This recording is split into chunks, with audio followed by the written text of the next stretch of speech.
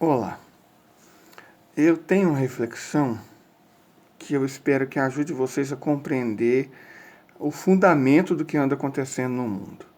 Porque nós temos uma série de eventos pontuais que são conjunturais. A crise na Ucrânia envolvendo a OTAN e o Ocidente, né, contra a Rússia.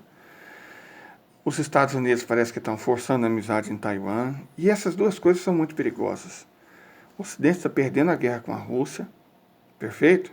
As sanções, repare, não é guerra, são as sanções contra a Rússia, que é um grande produtor de energia e alimentos, está tendo resultados devastadores, não só no Ocidente como no mundo. Um aumento enorme de preço de duas coisas que a gente não pode ficar sem: comida e energia. Como consequência disso, inflação.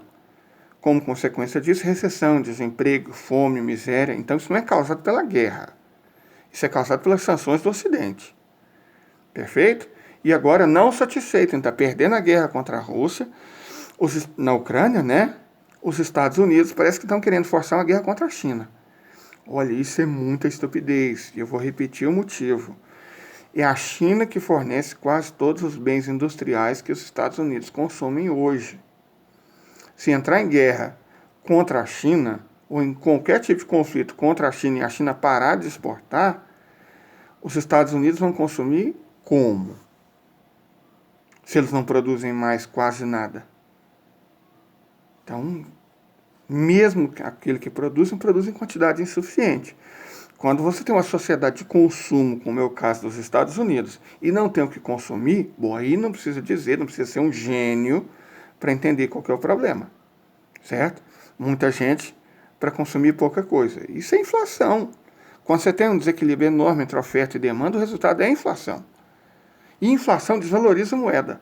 Na verdade, até ainda quero fazer essa discussão, talvez esse seja um dos objetivos.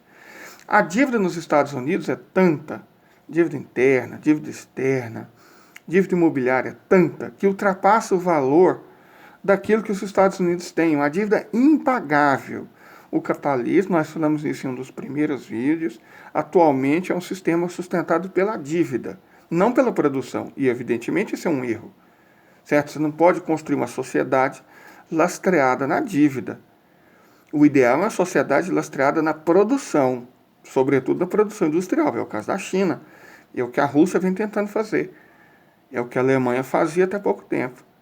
Então, o Japão tenta fazer isso também. Sociedade baseada na produção, não na dívida. Uma sociedade baseada na dívida não tem como dar certo. Mas a questão aqui é como se chegou a essa situação. Porque não vamos fazer uma análise conjuntural. Análise conjuntural a gente faz de dia, tentando uma coisa mais tranquila. Nosso objetivo é fazer uma análise estrutural.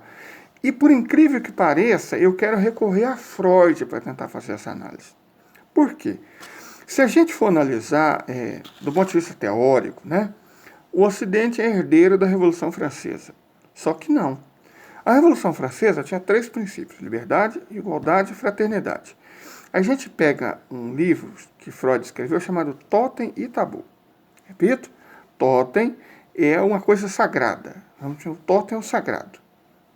Perfeito? E o tabu é uma proibição. Não precisa fazer sentido. Uma proibição. O que eles fizeram? Usaram Freud para desvirtuar completamente os valores da Revolução Francesa. Porque igualdade virou tabu do comunismo. A fraternidade é contra o totem do individualismo. Não tem como você ser fraterno e individualista ao mesmo tempo. Quando você transforma o individualismo em um totem, a fraternidade se torna um tabu. E aí você transforma a liberdade em outro totem. A liberdade é mais importante do que respirar, disse um certo líder político, tadinho, burro, né, de ideia limítrofe. Mas isso ilustra muito bem a suposta lógica totalmente ilógica do Ocidente. Você transformou, repito, reitero, liberdade em um totem. A liberdade deixou de ser aquela discussão filosófica. Vou pegar, por exemplo, a de Sartre, que é fácil de fazer e faz muito sentido. O que é a liberdade? Liberdade é uma expressão da sua responsabilidade, é uma expressão da sua escolha. Todos os seres humanos são livres porque todos os seres humanos têm escolhas, correto? Pode, mais das vezes não é a escolha que você quer. Eu não posso escolher entre um chocolate belga e um chocolate, sei lá, de Belém do Pará, que para mim é o melhor do mundo. Não posso. Eu não tenho chocolate aqui em casa agora. Então eu não tenho essa escolha, mas eu tenho outras escolhas. A gente sempre tem escolha. E isso é liberdade. Certo? É usar as escolhas que a gente tem. Não transferir essa liberdade para outros. O nome disso é má fé. Mas o que é o totem da liberdade? Exatamente transferir a liberdade para os outros. O conceito de liberdade passou a ser definido por gente que transforma a liberdade é a negação da fraternidade. A liberdade é a negação da igualdade. Certo? Por quê? Repito, fraternidade e igualdade se transformaram em tabus. E totemizaram não só, repito e reitero, a liberdade, como também o individualismo. Uma sociedade orientada em cima desses princípios, gente, na boa, não tem como dar certo. Não tem como dar certo. São 8 bilhões de seres humanos.